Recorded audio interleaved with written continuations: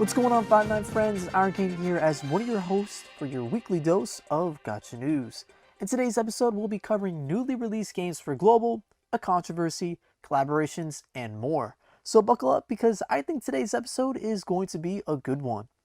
As always, make sure to leave the video a like if you enjoyed the content, subscribe to stay in the know of everything we do at 5-9, and let us know in the comments what story we talked about today that had you the most hype.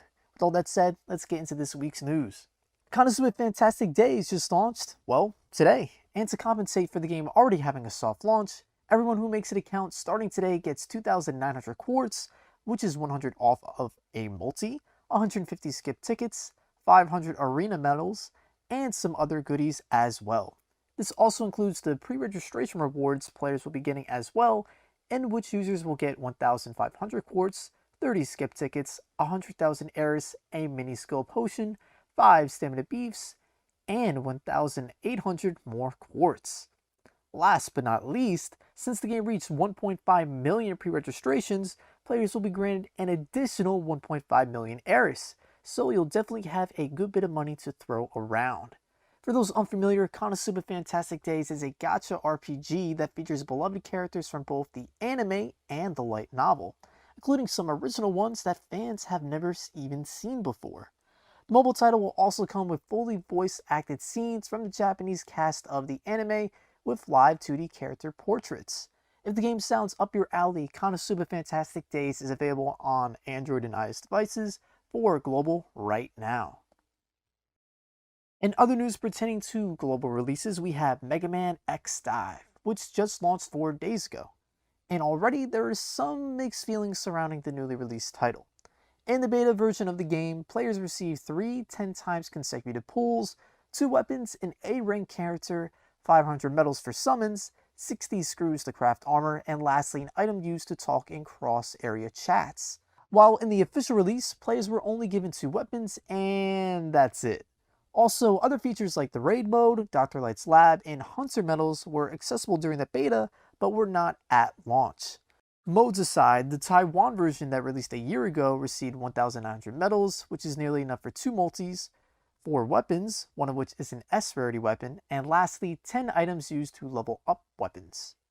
Fortunately, players were just given 500 medals a day after launch on Global due to compensation for issues with the game's event page. There are login rewards currently up, one of them being the standard login rewards, and the other is the beginner login bonus. But even if you were to sign in for each of the login rewards, that's still only 270 medals, or technically 770 in total with the compensation, which is still a lot less than what the Taiwan version received at launch. It's unfortunate that the global rewards at launch for X-Dive have been lackluster in comparison to the Taiwan version and even the beta. Hopefully, going forward, players will have more opportunities to receive more lucrative rewards, but we'll have to wait and see. If you'd like to check out our first impressions of the beta of X-Dive and to see what the game is all about, please look in the description below. Mega Man X-Dive is available on Android and iOS devices for Global, JP, and Taiwan. On the topic of players having mixed feelings, Granblue Fantasy had itself a controversy recently relating to its summer event. Basically, the event worked like this. Players would log in for 13 days and receive a 3-digit lottery ticket every day, and on August 16th, Granblue's developer Cygames would announce the winning numbers, and depending on what number a player drew, they would receive one of the following tiers of prizes. The first tier gives the player the ability to choose anything from the gacha excluding last year's Zodiac unit, or a maxed out 100 Moon Leviathan weapon.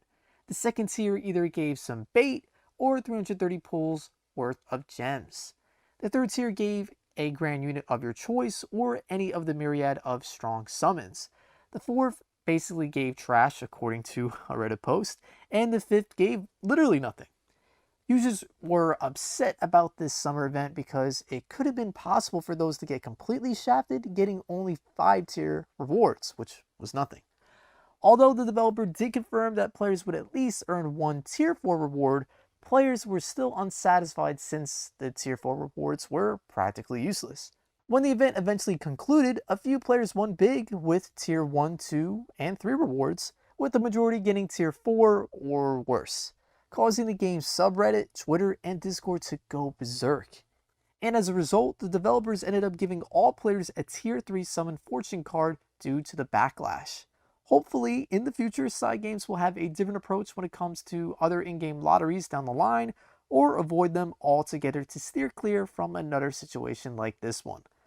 Granblue Fantasy is available on Android and iOS devices for JP. In more uplifting news, we have some collaborations to talk about, starting with Date Alive Spirit Pledge and its crossover with Hyperdimension Neptunia. Yesterday, SS characters Noir and Vert's advanced costumes were added to the supply station and will only be available for a limited time. Characters from part 1 of the collaboration will also be making a return, like Neptune and Black, whose advanced costumes will be available in the supply station for a limited time as well. Beyond that, there will be new Hyperdimension themed events, unfinished stories to tackle, and challenge stages that will grant players rewards. If you're unfamiliar with the title, it's described as an innovative action dating sim game based on the light novel Date Alive. For gameplay, players control various spirits to do battle and story stages, and by winning the hearts of your spirits, players can unlock more costumes, dating locations, chapters, and access their sweet talk to the special one, whatever that means. I swear, I'm not making that up. I'm actually reading the description. See, look. Anyways, if you'd like to participate in the collaboration, Date Alive Spirit Pledge is available on Android and iOS devices for global CN and KN. Arknights' collaboration with Rainbow Six Siege just launched yesterday, and a trailer also released last week, which looks pretty sick, but also kind of strange at the same time, but hey, I can dig it. In a previous episode, we've discussed what characters are coming, but a lot more info has come out since then. In terms of characters, there will be 3 5-stars and 1 6-star. I mean, of course, there had to be at least 1 6-star. Like, come on. Rainbow Six Siege? I'm sorry. So, the first 5-star is Tachanka, a guard class unit that comes equipped with a machine gun and a grenade launcher. It can also be obtained for free via events. Next is Frost, who will be under the specialist class that comes with the ability to place traps and gadgets on the map, interrupting enemy movement. The third unit is Blitz, a defender who has a pistol and his trusty shield that can damage enemies with flash charges. Last but not least, there's Ash, the 6-star unit who falls under the sniper class. She's equipped with a pistol and can switch to either her assault rifle or grenade launcher to fire breaching rounds that can damage enemies and push them back in the process. For summoning, all units except Tachanka will be available on the collaboration banner. Like previously mentioned, Tachanka can be acquired by the in-game event that has special stages and cutscenes tailored to the crossover.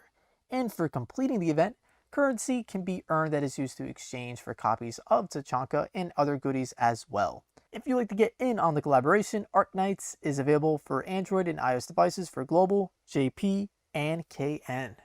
Another closed beta has gone live for the global version of Girl Cafe Gun. As this episode airs, users have until 9 p.m. EST tomorrow to participate in the beta. There were 3,000 available spots for the beta when it was originally announced a few days ago, so if you're interested in trying the game out, you may have a chance still of doing so. The game is a top-down shooter, but if you'd like to see a more in-depth look at the game, Nolar and Trocho did a little preview on the title a little bit ago, so please refer to that video if you're curious about the title. Also, to note for the beta, all game data will be deleted afterwards, with the beta being exclusive to Android devices. Sorry iOS users. Players who participate in the closed beta will receive some rewards and what the announcement describes as OB, which I imagine means open beta, but correct me if I'm wrong in the comments. Girl Cafe Gun will be available on Android and iOS devices for global sometime in the near future. Gacha games and anniversaries. Name a more dynamic duo. And speaking of them, Azur Lane is currently undergoing its 3rd anniversary. Allow me to briefly explain what's in store. First up, there's the rerun of the Micro Layer Medley event, which starts today. New characters, outfits, furniture sets, and a plethora of rewards are available.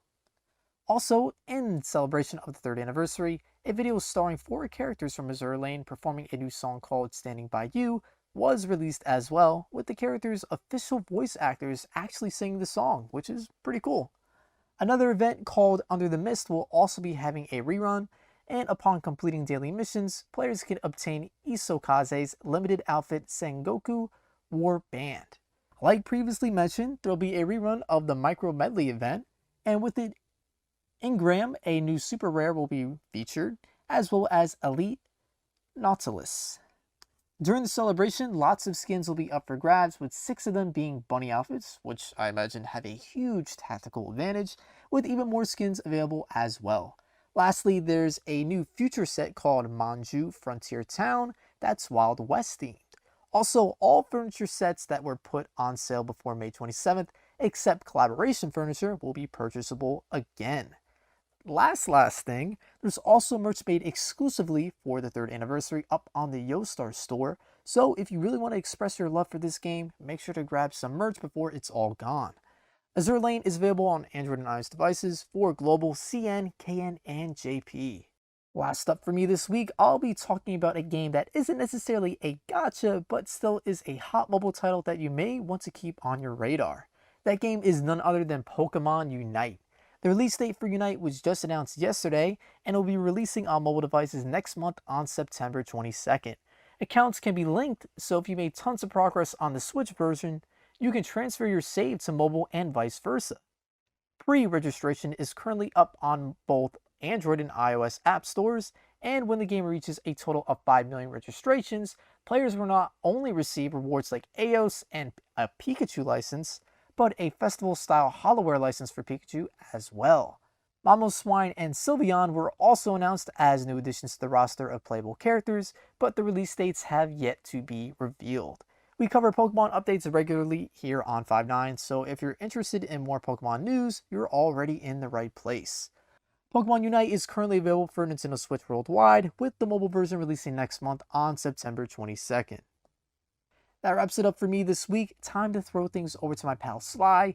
Good to have you back, man. Take it away. Yes, I have returned once again. Sorry for being absent last week. Had important stuff to take care of. Thank you, Iron, for holding down the fort while I was gone. Much appreciated. Without further delays, let's get into the latter half of the news this week. Time to dust off your dual discs, as the Yu-Gi-Oh! Collab will be returning soon to Puzzle and Dragons. With this rerun comes new buffs for pre-existing units, as well as new monsters and new evolutions for pre-existing and upcoming monsters. Let's quickly go over the buffs the main character Yugi has received. In his base form, his leader is buffed to 2 times HP for balance type, 9 times attack when matching 9 plus connected light or dark orbs. He also received 3 awakenings: Unbindable, Skill Bind Resist, and Skill Boost. In his transformed state of Yami Yugi and the Dark Magicians, this form received quite a few buffs. His leader went from 2 times to all stats to 3 times to HP and 2 times attack and recovery, for devil types, of course. He keeps his void's poison damage, and he increases attack from 10 times to 12 times, and he now deals 6 million fixed damage when matching 5 plus connected Dark Orb. Unfortunately, no shield added to the leader skill, but you can pair him with another shield granting leader for Dark. This form's active skill now includes changing Bomb Orbs to Dark Orbs as well. Lastly, we have the evolution form of Yami Yugi and Slifer. The active skill effect of fully recovers Awoken Bind status, change top row to Dark Orbs and bottom row to Light remains the same, but he now gets to delay enemies' next move by 2 turns. And this state now gains the 10 combo damage awakening. Lastly, for this collab rerun, some of the new monsters we will be receiving are Exodia, the Forbidden One, and Maximilian Pegasus.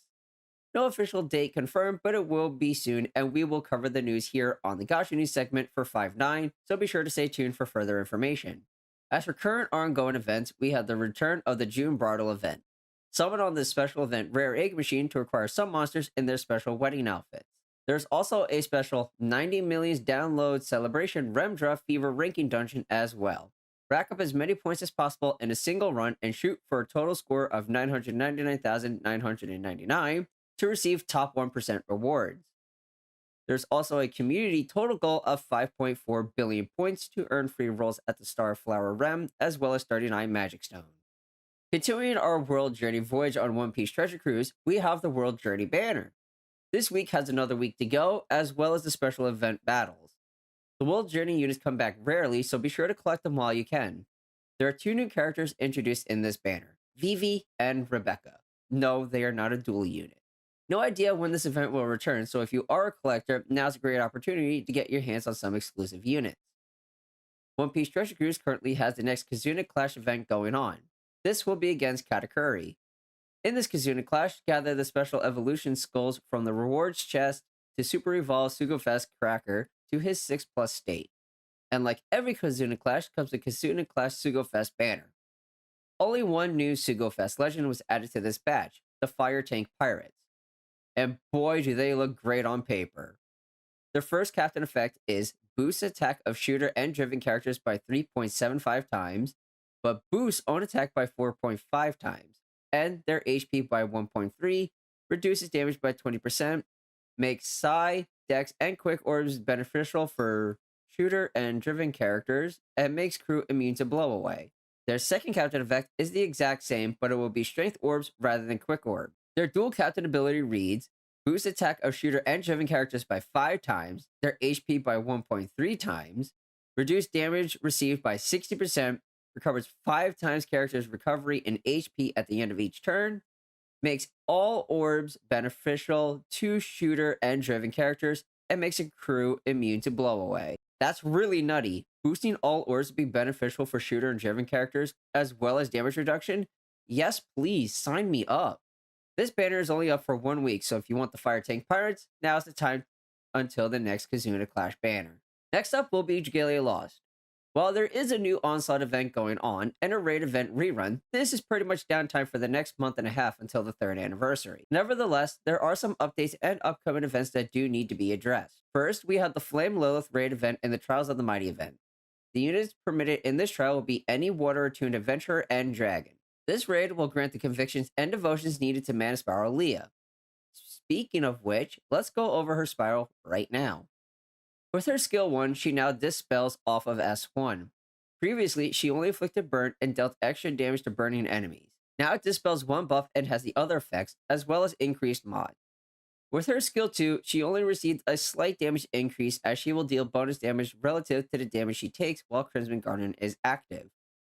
This is the buff her skill 2 grants. Moving on to the raid rerun, as previously mentioned, Doomsday Getaway is making its return. Add Summer Amane to your character list and freely get her to 50 MC by playing through the event and collecting emblems and completing missions. Lastly, we will be getting the time attack challenges for Yaldabaoth on the 20th. Everyone looks forward to these challenges as it gives 45 million gold and roughly 136,000 Eldwater. And no, these rewards are not for placing high in speed rankings. It is for simply clearing the non-ranked missions for the first time. Lastly, ending us off this week will be Pokemon Masters. Masters has announced 2nd anniversary news in today's Pokemon Presents. So, let's go over what we received. First, we have received news that the 2nd anniversary unit will indeed be NN Reshiram. And yes, this will be a Master Fair Scout, so the overall 5-star rate will be 12%, but the new featured unit will be 1% rather than 2%. No info on what the unit does just yet, but we will cover it once we receive the information. There will also be 10 free multis on a special General Pool banner. The 5-star lineup is any 5-star that is a General Pool unit ever released before Max Royale, as he is the latest 5-star on the banner. And this is 1 free multi a day, so for 10 days, you can do a free multi on the banner. Also returning will be the legendary events of Palkia, Xerneas, and Kyurem. These events started today at Reset, so 3 free, very powerful and useful legendaries are available to farm up. Starting on September 15th, we will be getting more story for the villain event. Be sure to look forward to that. Lastly, as a special gift to all players for the Pokemon Presents, there are 3,000 free gems in the players' gift boxes. A free multi to hold on to until the anniversary. That's all for this week's Gacha News. I'm your co-host Sly, signing us off here at 5-9 Gaming. Have a fantastic weekend, everybody.